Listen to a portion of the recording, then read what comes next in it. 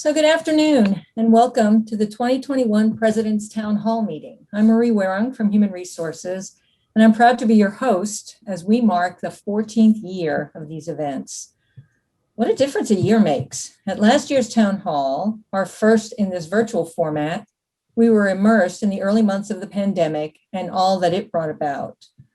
1 year later, with the number of vaccinated individuals increasing and the number of COVID cases decreasing, there's much hope for returning to some sense of normalcy post-pandemic.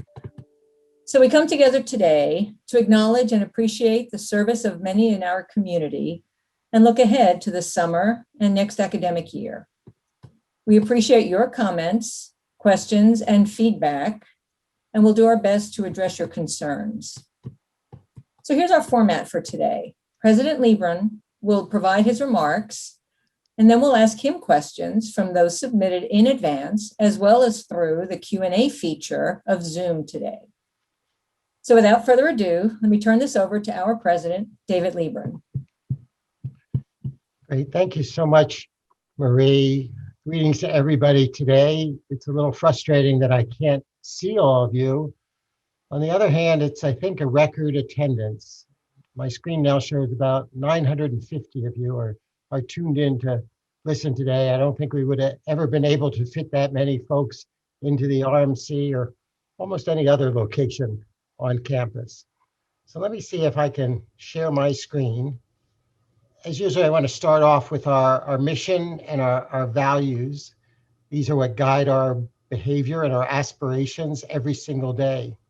And one of the things I want to talk about today is this has indeed been a very challenging year in which our sense of mission and our values have been more important than ever. And while we've had to address the particular issues coming out of the pandemic, it has been really equally important that we continue to pursue the mission that guides us throughout the years. Less than 11 months ago, we had, as Marie said, we had our last session like this, our first virtual one. And I don't know about all of you, but I certainly didn't contemplate at the time that a year later, we would again have this event virtually rather than in person. The pandemic has gone on far longer, I would say, than most of us anticipated. And its consequences have been intense. Although on the other hand, I think our university has come out well. And that is substantially because of our values. The values you're now presumably familiar with of responsibility, integrity, community, and excellence. Each of those, of course, has played a role over the past year.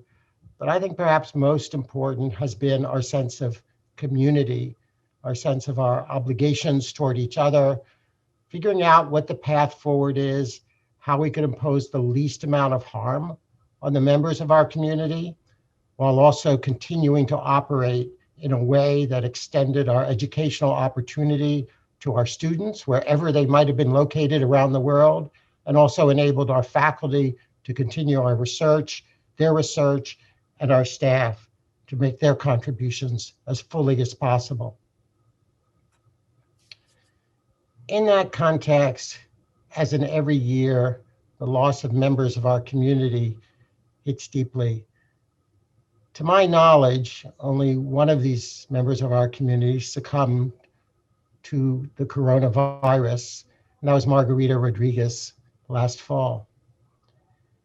You'll see among these names, as I do, some of the real stalwarts of our university.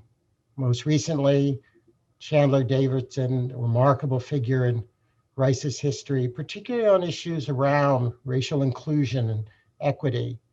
Two former deans, Sid Burroughs very recently, the remarkable dean of engineering, who've been on our faculty, I think for over 50 years. And then Lynn Ragsdale, our dean of social sciences, passed away suddenly.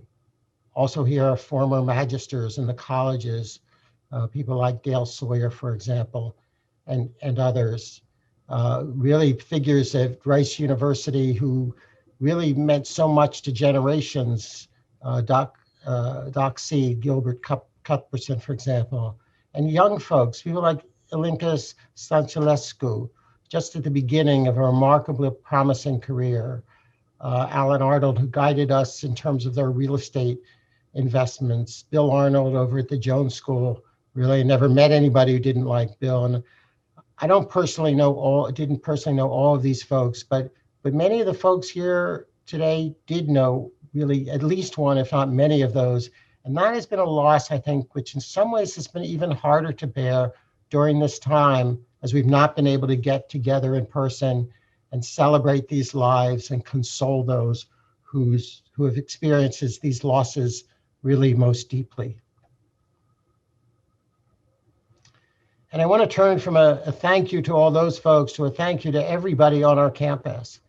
And beginning with our amazing Rice staff who throughout all of this and every possible function across the university, whether delivering food to our students, delivering us our technology that made our functioning possible during this, as we discovered during the freeze, without that technology, we just really had to shut down because we couldn't deliver our education to our students. Maintaining the beautiful grounds that has really been an inspiration, keeping our library running, our research facilities functioning at every place across the campus. The registrar, the buses kept running.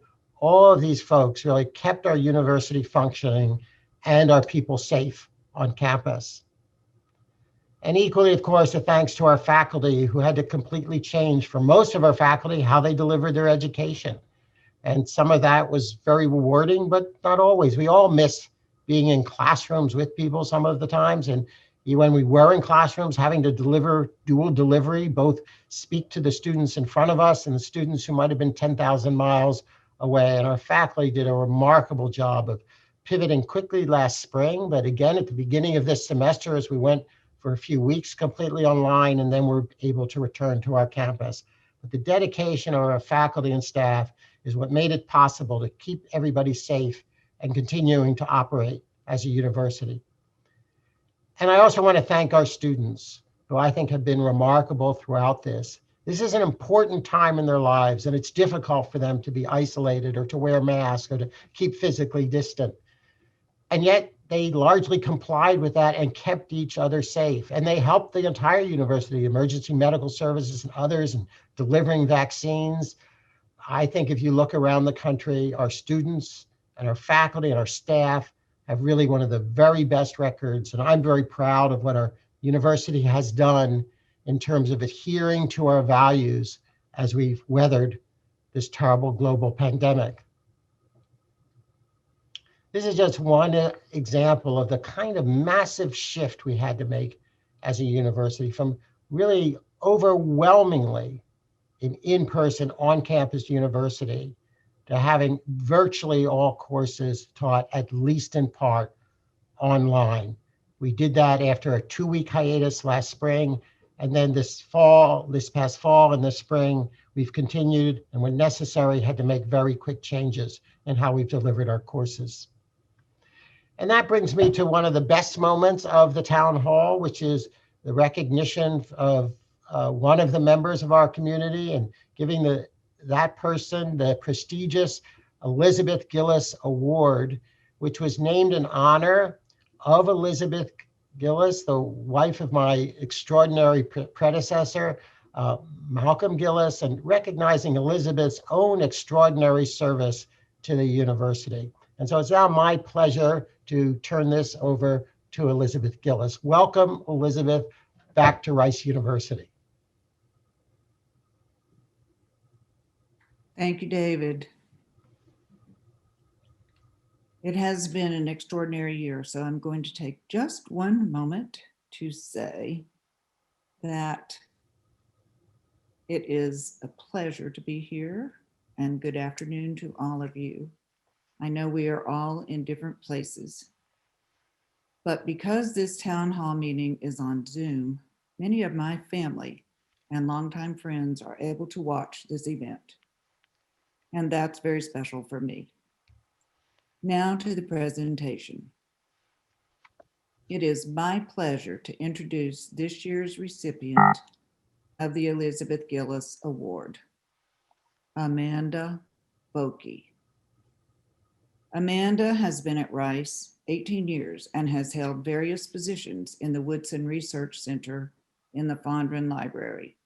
She started her career at Rice as an archivist, special collections librarian, and was promoted in 2019 to her current role as the head of special collections for the Woodson Research Center.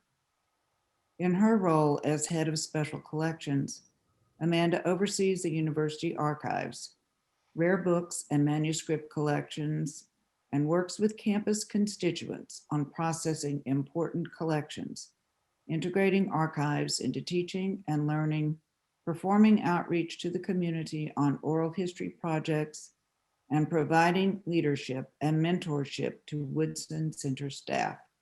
She is nationally recognized as an expert in managing oral history projects and serves on the leadership board of the Society of Southwest Archivists.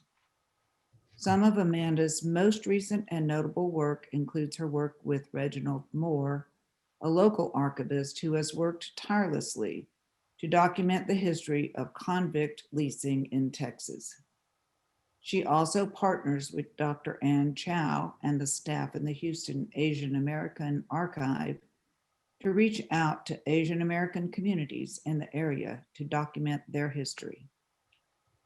Following Hurricane Harvey, Amanda provided leadership in helping to preserve the records and materials damaged in local synagogues, and also met with and taught students how to archive through the Harvey Memories Project. Amanda also serves as a mentor to many students, including students doing research as part of the library's Fondren Fellows program. Amanda's nominations span various departments on campus and came from faculty, staff, and Rice community members. Though the details in each nomination letter were different, they all commonly express gratitude for Amanda's excellent, dutiful, and collaborative support of their work. One of her nomination letters said, "Amanda's integrity is rock solid. She is consistently constructive, always seeking a way forward, looking for a way to say yes to the requests that make Woodson so essential to Rice's history and current impact." Another nomination letter stated, "I have found Amanda to be an absolutely indispensable colleague. She represents the best of Rice University, whose reputation and profile have only grown because of her outstanding work." Lastly, one nominator summarizes Amanda's contributions the best. "Amanda is an extraordinary leader who shares a sense of mission and purpose. Her kindness, accessibility, and encouragement have made the Woodson a wonderful place to experiment and innovate. Her unwavering work ethic, her enthusiasm for our work, her generous spirit in mentoring and encouraging the growth of her colleagues and patrons have made it a pleasure to work with her. Please join me in congratulating Amanda Folke." Congratulations, Amanda. So congratulations, Amanda. Unfortunately, we don't have the capacity for Amanda to hear everybody who's clapping here, but I'm going to clap on behalf of everybody. Amanda is such a wonderful representative of what our staff contributes to our university every day. And Amanda's contribution, particularly as you've heard, in very important areas of research to the university, have been incredible. So for the rest of the talk, I'm going to talk a little bit about kind of where we are and what we've been through, and also looking ahead across a range of areas, some specifically dealing with COVID and some not. Here's a brief recap of what we've sort of looked at, not over the past year, although you could extend that in your mind, and these are our monthly counts. And as you can see, the peak for us was actually when the students weren't on campus in January. And as you can see, it turned out good that we accelerated the end of the semester, pretty much by, at least for classes, putting it before the Thanksgiving holiday, and that not coming back until late January. And then, of course, seeing what was happening in January, we extended that period by 3 weeks in terms of the in-person classes and many of our students moving back on campus. And that's really what, in the end, enabled us to operate pretty safely throughout this time, is not really having a full population on campus during the worst of the time between really late November and toward the end of January. Here's a summary. You can see we've given now 144,000 tests. And lately, you can see our positivity rate has been running extremely low. Over the past week, only 3 positives, well under 0.1%. That'll continue to fluctuate a bit, but that's the environment that we really have to maintain. And so I urge everybody, even if you've been vaccinated, to continue to take precautions. I will say, if you ask the question, what is the best thing that I can do or most important thing that I can do for the university? Or what's the best thing I can do to protect myself? What is the best thing I can do to protect the health of the people around me? All of those have exactly the same answer, and that is to get vaccinated. And please put in your information on whether or not you've been vaccinated on the web link that was recently sent to you. Now, in addition to that, we've had some financial challenges to face over the last year. Initially, those really were focused on the expenses. I'm sorry, the slide numbers don't quite line up, but I think you can get the gist of it. That is, if you put together our revenue shortfalls and our unexpected expenses, those amounted to $36 million that needed to be covered over the last year. A portion of those costs, a little over 10%, about 11%, was distributed across the university, across the campus. The central administration bore about 13 million of that. Housing and dining did a terrific job of saving expenses without cutting jobs, keeping our housing and dining folks employed during that time. And we're hopeful to ultimately secure about $5 million of federal funds to help with those expenditures. Compared in some ways to the last time we talked back in May, and certainly in June, July, and August, the outlook is better. We've been able to continue faculty recruitment. We have, as part of our strategic plan, a 20% increase in enrollment, which helps balance our financial picture. We have new online courses and degrees. We are expecting strong endowment returns in fiscal year 2021. Those don't allow us to eliminate the budget cuts, but they've allowed us so far to hold it to a one-time 2%, rather than the initial plan, which was to have 3% and to have that 3% most likely repeated. At this point in time, based on the information we have, we think this is going to be a one-time cut if we don't see any severe changes in the markets. We balanced the fiscal year 2022 budget thanks to actions, again, taken all across the campus to implement these relatively modest budget cuts, although of course they hit some areas worse than others. So we are in pretty good shape. That does mean we originally thought we might have to have a cut in endowment distribution. We're now going to be able to have a small increase in the endowment distribution. Unlike last year, we're not freezing the wage pools going forward. Our picture is really helped a lot by the emerging revenues on our campus. And you can recognize that the fiscal year 2021 numbers all the way on the right are, I think, only through March, if my understanding is correct. So we've already equaled last year's entire emerging revenues. That is, the sources other than the traditional tuition revenues and the endowment revenues. So you see a huge growth, of course, in online education. That's not attributing any of the regular, tuition from our undergraduate or hopefully normally in-person graduate programs to online. Those are special online programs, the summer online. We've seen, of course, a drop in continuing studies as they lost the in-person opportunities. What looks like probably going to end up at least stay flat and not increase in professional masters. So this is a very promising picture for our future and will give us a more balanced financial revenue stream. So while we face the pandemic and some financial challenges, we've tried to continue to pursue our strategic priorities. As you recall, those fall into the 7 bullets provided here, and I'm not going to address every one of those today, but I will say in every single one of these, we've continued to make investments and we've continued to make progress.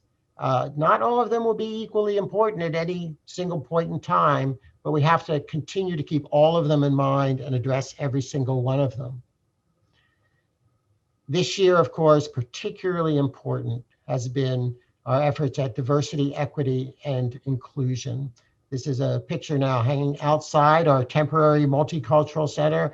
We're excited about the plans for the new multicultural center the new student center designed by Sir David Adjaye, which will contain the new multicultural center. And we're hoping that that will open within the next year and a half or 2 years or so. We have continued to make progress on a range of issues related to diversity, equity, inclusion. Of course, we announced last fall the appointment of Alex Bird as the first Vice Provost for Diversity, Equity, and Inclusion. And Alex has been working incredibly hard, both in that capacity and as co-chair of the Task Force on Slavery, Segregation, and Racial Injustice. More recently, we appointed Brian Washington, who's now emerging as a really preeminent writer in America as the scholar in residence for racial justice. We established a race and anti-racism research fund that supports research in this area, and a racial equity and justice fund with the Center for Civic Leadership to get our students out and involved in our communities, implementing courses on diversity and cultural understanding that will be approved this semester, and required diversity training for faculty and staff, which we plan for the fall. This is just part of the effort that we all must be engaged in to address these issues. Mentioned already Alex Bird, and you see some of his responsibilities. Part of this came out of our conversation with the students. Both the SA and the GSA made it a top priority that there be better coordination and clarity on the responsibilities of all the different offices across the campus devoted to issues of multiculturalism and diversity and equity and inclusion. And that's really where the primary aspects of Alex's responsibilities lie. And he's well started on that task. The task force, which I just mentioned, which Alex and Caleb McDaniel are co-chairing, has been extremely active over the last year with the weekly Doc Talk webinars. We expect a preliminary report on Rice's history related to slavery and William Marsh Rice to be released later this semester. They've had a survey about their community's views on the Founders Memorial at Rice, a racial geography project presented by student researchers, Isabella's Journey, which captures the world of William Marsh Rice and his interaction with Black captives and free people at the time. And then coming up on Wednesday, which I guess is today, coming up this evening, is Segregated Houston and the History of Rice as a Segregated Institution. So I highly recommend that you have some time available this evening, but all of these I think are recorded and available for you later. Simultaneously, we've made efforts around the campus to increase diversity in faculty recruitment, particularly for the Center for African and African American Studies, which was launched. I think that was last fall. 4 new hires, 2 in social sciences and anthropology, and 2 in humanities and English and art history. As you'll see later, really a changed configuration to our most recent hires. Of course, we only hire a certain percent of the faculty at any given point in time, but we've made very significant advancements there. The entering class of students looks very promising on the diversity front. We are, of course, we've sent out all of the admissions so far, and we're waiting for the folks, hopefully, to accept as many of those as possible. We talked already about the expanded orientation program for new undergraduate students, which will launch this coming fall, and significant progress on on graduate students, particularly doctoral students, which has been more challenging in many respects because those decisions are not centrally controlled by the university. Looking and evaluating where we need more staff. Good example of that is the incredibly well-regarded J.P. Abercrombie as the first associate athletics director and chief diversity, equity, inclusion officer. And then a number of research efforts, including the Center for Engaged Research and Collaborative Learning Fund for Racial Justice Teaching and Program. And then also the Bridge program on building research and inequality and diversity to grow equity. And here's a snapshot of the evolution of our undergraduate student body. For this year, we had about 28.6% underrepresented minorities in the fall 2020 student body. That's looking at the entire, as a percentage of the domestic student body, that is, that calculation excludes our foreign students. And you can get a glance here at the substantial increase over the years in the diversity of undergraduate student body. This chart gives you a sense of how we stand vis-a-vis our peers. Certainly in terms of the undergraduate student body, we are among the most diverse, particularly among the elite private universities, private research universities in the country. We're a little closer to the middle of the pack on graduate students, and that's an area where we made a lot of improvements, as you saw this year. And our aspiration is certainly to be the path setter in some respects, as we are with the undergraduate student body. Equally important is diversity in our faculty, and maybe in some ways more important, as it's an important source of inspiration and assurance to our students. We have been making steady progress. This chart captures some of that progress. As you'll see in a minute, in some ways that this progress is slow because only a certain percentage of the faculty is replaced each year. It turns over, and we have some growth ahead in the faculty. That gives us an additional opportunity as well. And here you'll see, particularly from over the last, I guess this is sort of 8 years, looking at the recruiting in any given year as departments across the campus make decisions. And I think one of the things we're really now seeing is much more attention all across the campus by departments in every school to the important issues that we face. And the most recent year here, the fall 2021, you look at the new hires, that's a substantially improved record and enables us really to make significant progress each year, which is really what we need to do, is to make significant progress each year on enhancing the diversity of our faculty. Somewhat different is the geographic distribution of our students. And as you'll see, this year, our applications grew to 29,500 and some. I think they were up 26%. You'll see that the vast majority of our applicants now come from outside Texas. That's less than or actually slightly over rather, a quarter of our applicants now come from Texas, and the rest either domestically or outside. International applicants are much more international.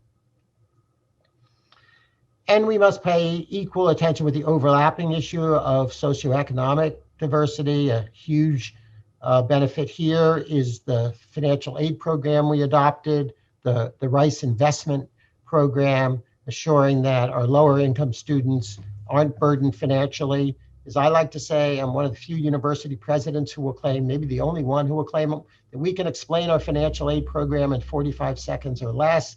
And that means for every student from a family earning less than $65,000, they will receive a grant that recovers tuition, room, board, and all fees, and at least a grant in that amount. And some actually receive more. So let me talk about sort of, some issues on where we go from here.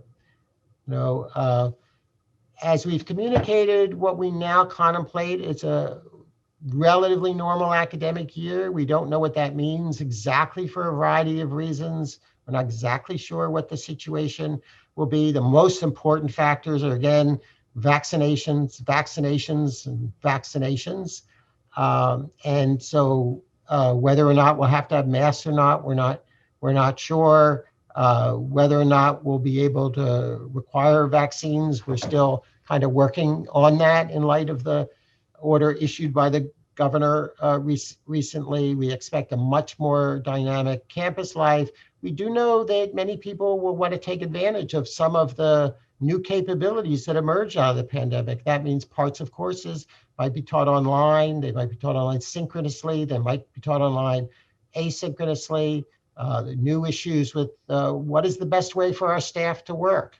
What kind of flexibilities are appropriate in the future? We do expect over the next 5 years, certainly 4 to 5 years, to become a larger and more diverse university, pursuing the incredible research that's done on by our faculty, and more than ever contributing to the success of Houston. We do have significant leadership transitions on campus. 3 new deans have been announced. Dean Loy Knockley as Dean of Engineering, Tom Killian as Dean of Natural Sciences, and Rachel Kimbrough as Dean of Social Sciences. I know each of these folks, and I'm thrilled with these appointments, and I'm thrilled that we have been able to recognize the extraordinary talent that we have on our campus. And also transitions in student leadership. And I do want to say just how much we have benefited from the student and faculty leadership, the leadership in the faculty senate, the presidents of the Graduate Student Association and the Student Association have been tremendous partners throughout this past year. We don't always agree on everything, but we have really worked closely together, and that has enhanced communication across our campus and our ability to keep everybody safe. So looking some ahead, and just a reminder, next year, it's hard for me to believe, is well, depending how you want to look at it, it's either the 110th birthday of Rice University or the 10th anniversary of the 100th anniversary. That's more the way I try to think about my own age. The Board of Trustees has approved 20% growth in undergraduate enrollment. As mentioned before, we have tremendous research initiatives underway, busy hiring a director for the $100 million Welch Institute, discussing investments in quantum materials and technology, neuro engineering investments, and investments in research and disparities that we're struggling with across the United States and across the world. In terms of engaging with Houston, the ION will open this summer with chief tenants, among them Microsoft and Chevron Technology, new graduate programs, masters in data science, masters in industrial organization psychology, new administrative system, Imagine One. All of these are illustrations of how we've not just really survived this pandemic, but continued to move the university forward during the pandemic and are well prepared for the fall as we emerge from the pandemic. All of these have really greatly increased the scope and reach of the university, and really every part of it. Summer enrollments are up. We see the Glasscock more engaged. The last I checked on this town hall, I think I said there were 950 people. And that's what we're seeing really across everything we do, alumni gatherings, that these capabilities are in many ways helping us expand our community and get greater participation, expand our summer school. And that is something we hope will continue as we go forward, offering people the best of both worlds.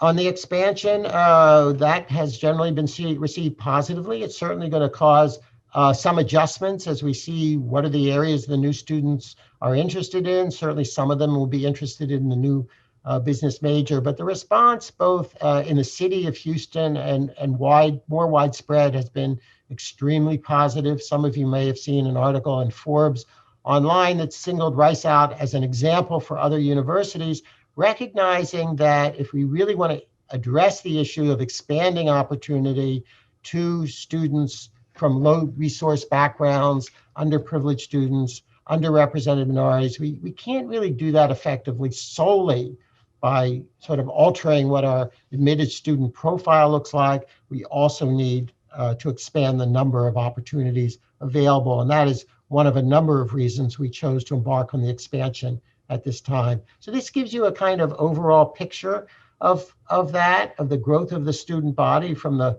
fall of 1912 with 77 students to what we anticipate, roughly speaking, in the fall of 2025 will be about 9,000 students. That is roughly speaking 20% growth from where we are now. We would expect that roughly to be balanced between graduate and undergraduate students.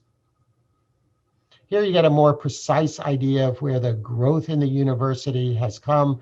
Very substantial growth, of course, over at the Jones School with their both the MBA and their Masters of Accounting, but also growth in our doctoral program, growth in our undergraduate program. As a result of all that, we have become a more balanced university. And we've grown really a tremendous amount of our academic programs. I'm not going to go over all these. You see sort of new majors, new minors, just incredible energy across the board from our schools and our faculty, new master's programs you can see there, new certificates. I think what we're seeing is a much more flexible approach to education, available now in higher education in many more different kinds of pieces delivered through different media. Some people need a degree, other people need a certificate of some kind or other. And that's a way with which we'll just have to serve more and more students, is by really tailoring what we offer to what their particular needs are.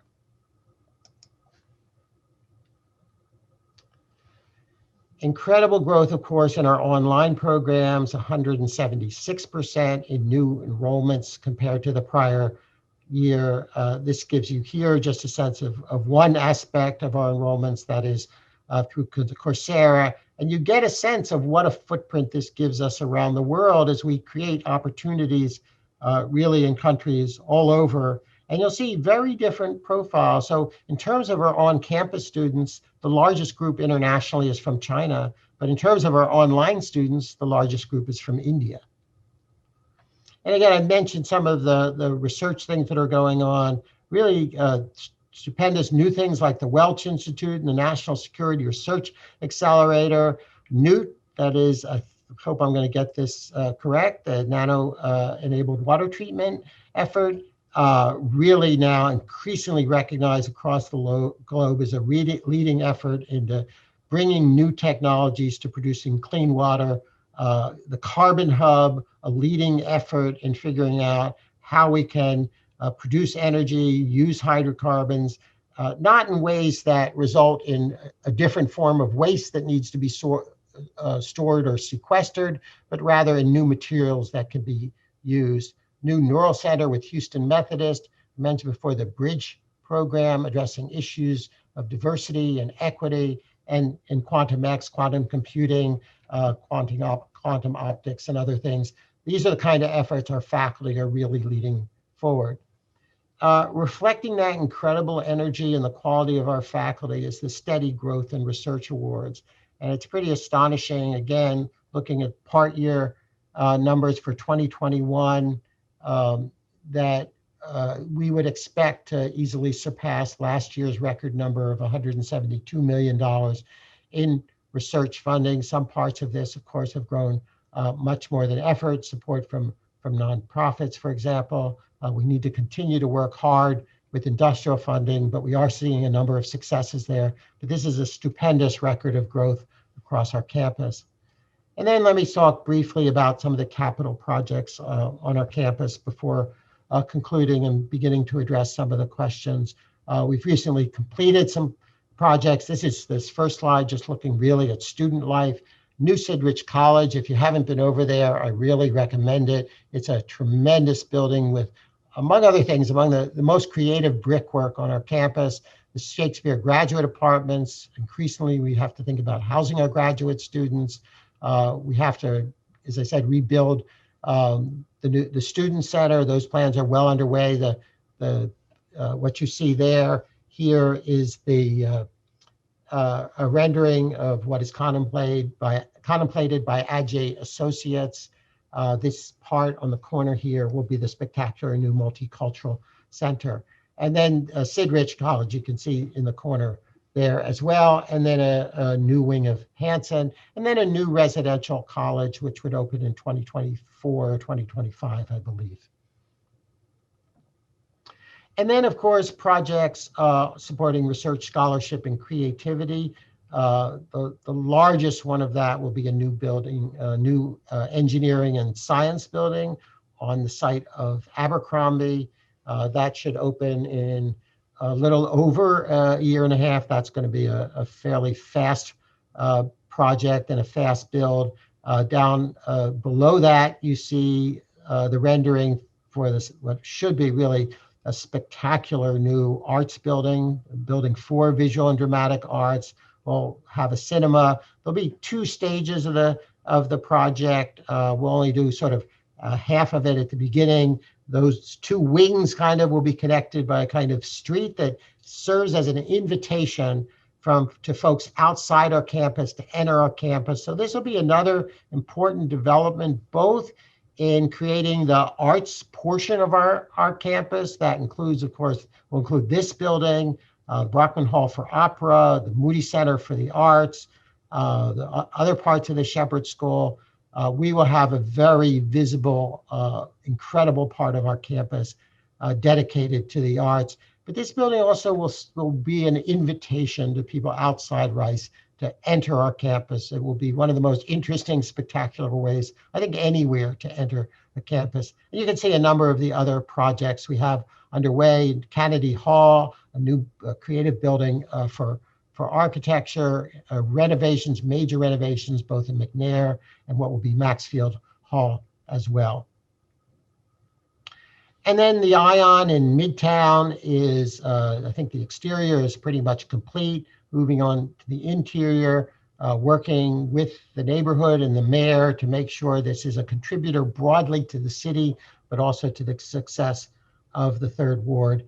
We really want to strengthen Houston's ability to build the jobs of the future, to build the tech jobs, and to make sure the best, most innovative firms remain in Houston, and that we can compete with other cities in attracting them to Houston.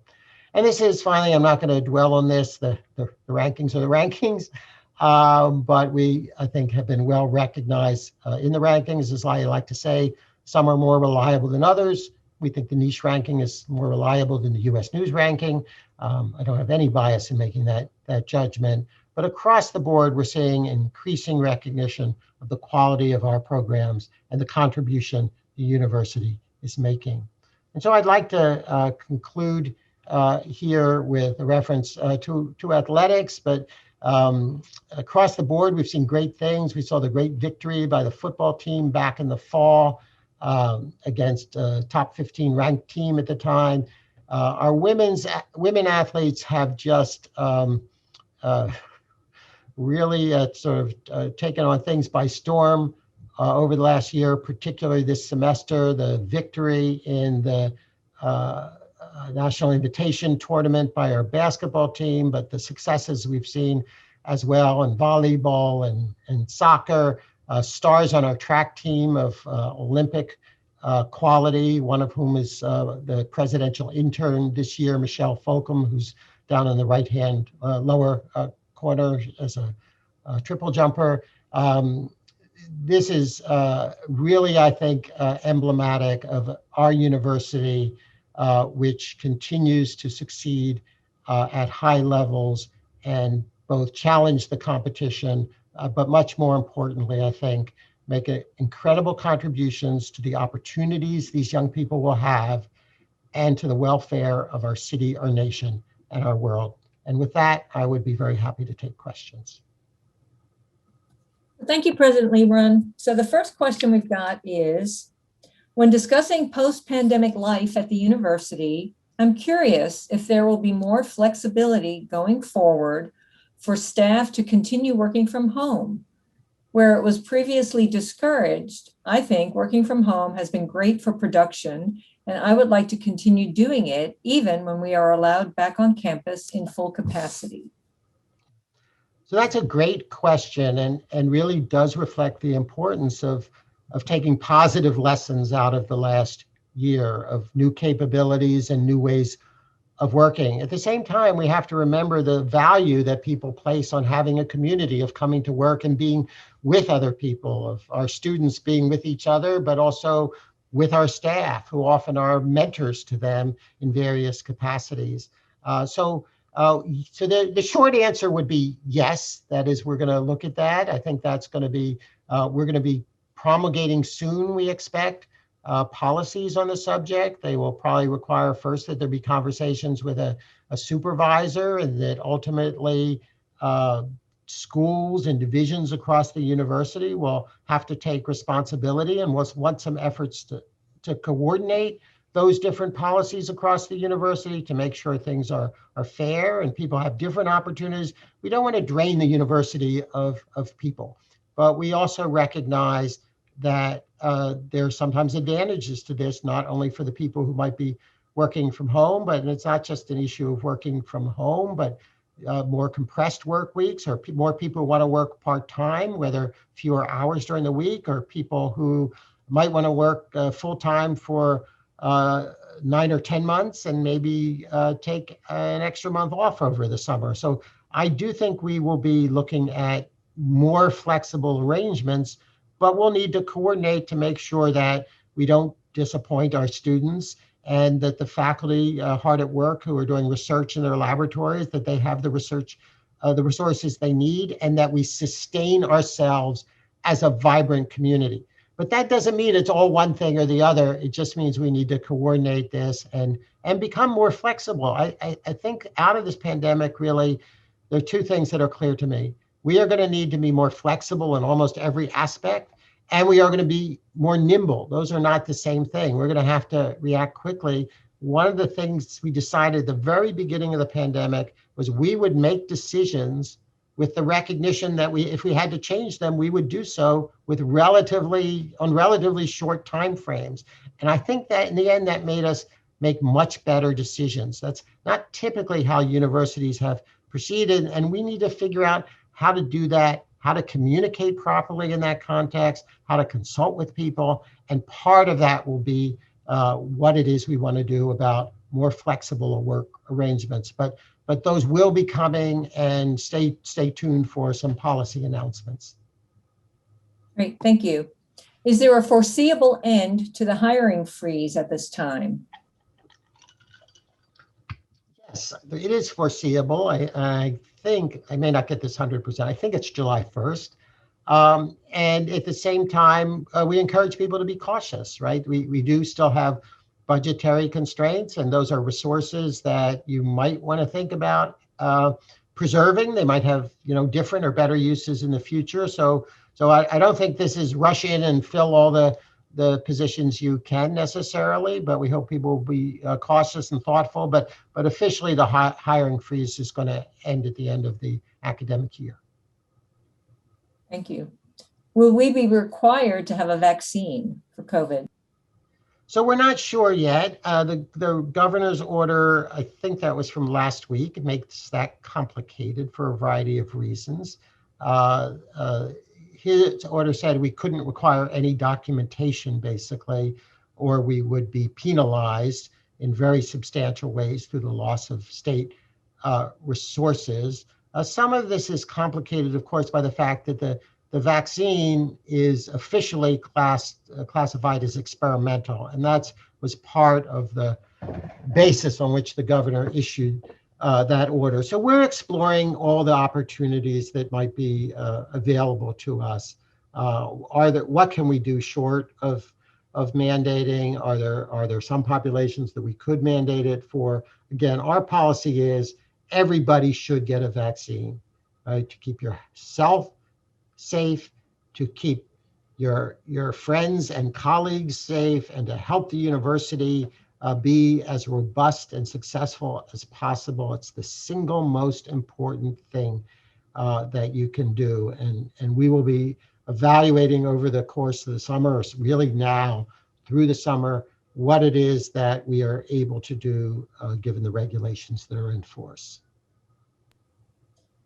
I'd love to see a better structure for employee resource groups, especially for marginalized groups like Black staff, LGBTQ staff, Latino staff, etc. What can Rice do about that? I think that's a great question. I think we're seeing increasingly how folks they want to be able to communicate and share experiences and to think about events and also think how they can best contribute to the university and our efforts at diversity and inclusion.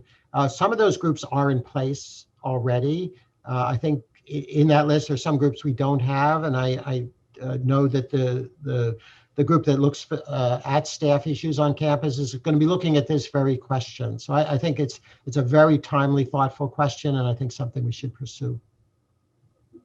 So shifting gears a little bit, will Rice continue to waive SAT and ACT scores for admissions beyond the most recent year?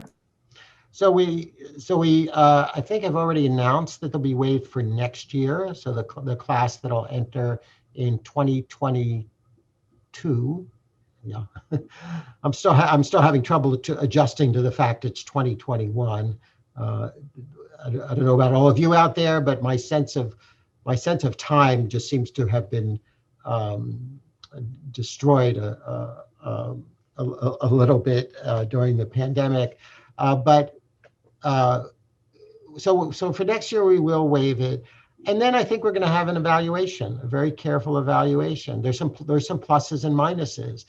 If a lot of students from, for example, under-resourced areas in cities or rural areas didn't take the SAT, that would make it hard for us to reach out to those students. Often there is a problem of undermatching, and having that information can help solve that problem. So it doesn't all cut in one direction or another.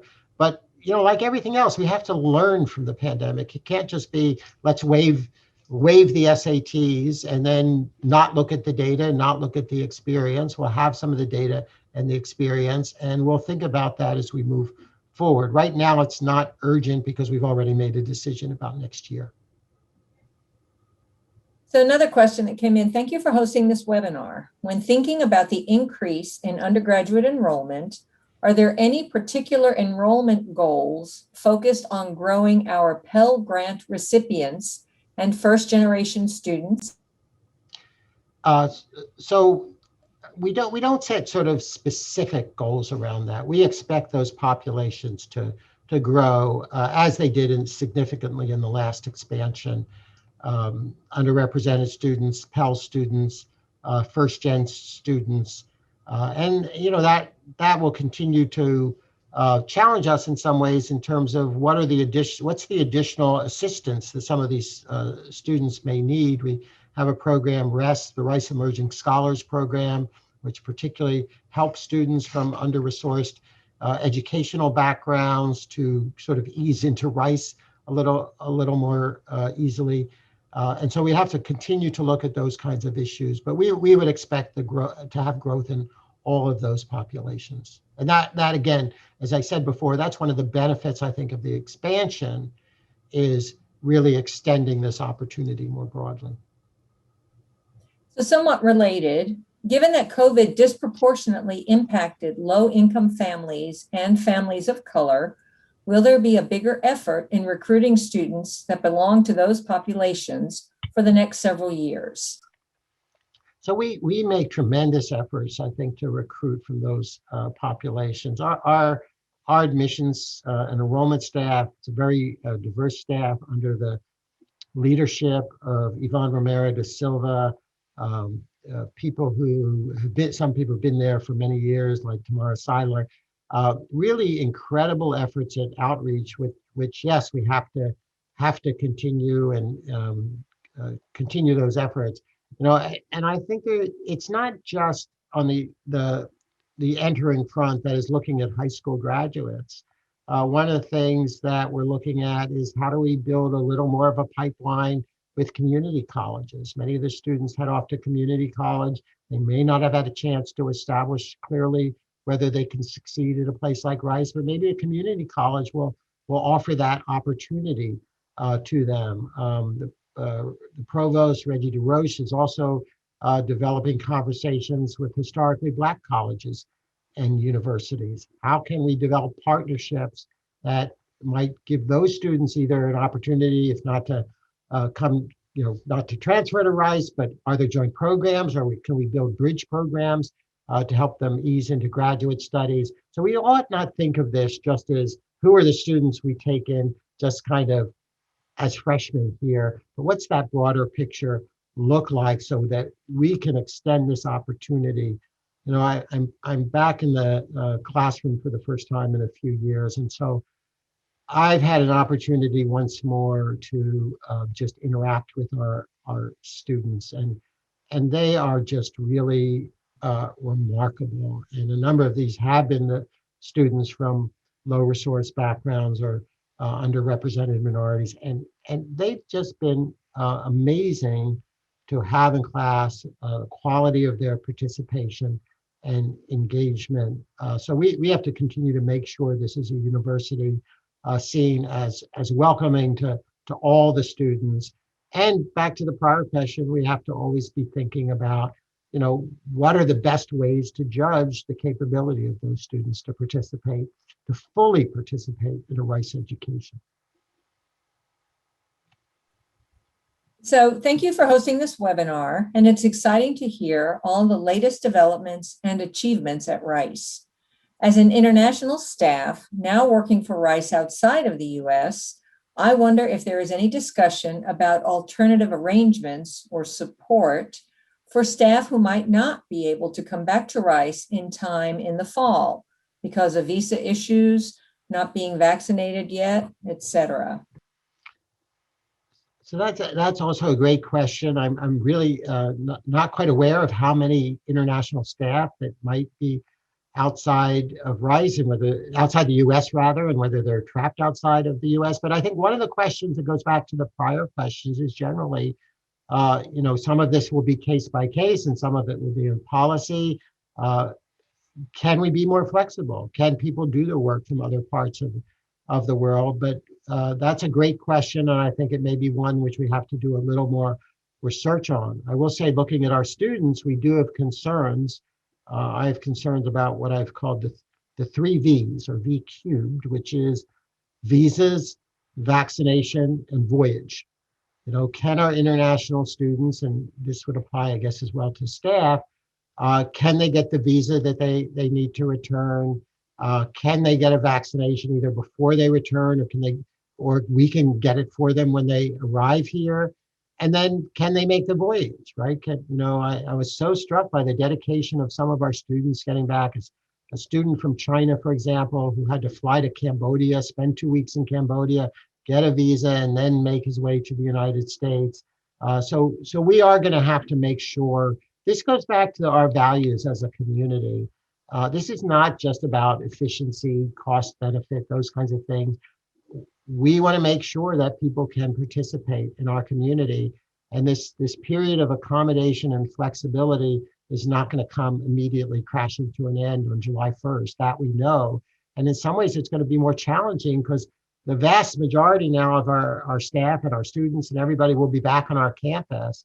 And yet we're still going to have to pay attention to those who may not be able to get back on our campus. With that was our last question. So I'll turn it back to you to wrap us up. Well, I just want to thank everybody for 2 things. One, for just being here today. And I wish there was some way that I had a giant screen and I could see all of you. The little number at the bottom of my screen, and I'm glad I didn't see it too recently because it would have made me nervous, is 1,100 people participating in today. That could mean many things. It could mean you're concerned about things. You're concerned about your future and the university. But I hope it also means that you feel a part of this community and you feel this is a community that cares about you and your success, just as you care about your colleagues and our students. We have to acknowledge this has been a very hard year.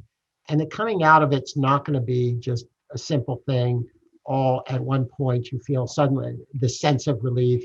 As I said, walking across campus, I can feel that relief, but it's going to be a little bit different for everybody. And we're going to have to work together to come together again as a community, to use our new capacity, to use our strengths, and really once more to rely on this sense of our community, to act with integrity to act with responsibility and to act with a sense of caring and compassion across our community in order to achieve and continue to achieve the excellence of the university. And that's going to continue to take exactly what we've done over the past year, just caring across our community and recognizing hard decisions are going to need to be made. We need to become a better institution in lots of different ways, and all of you have made that possible. So I just want to conclude by thanking you for participating today, and thank you all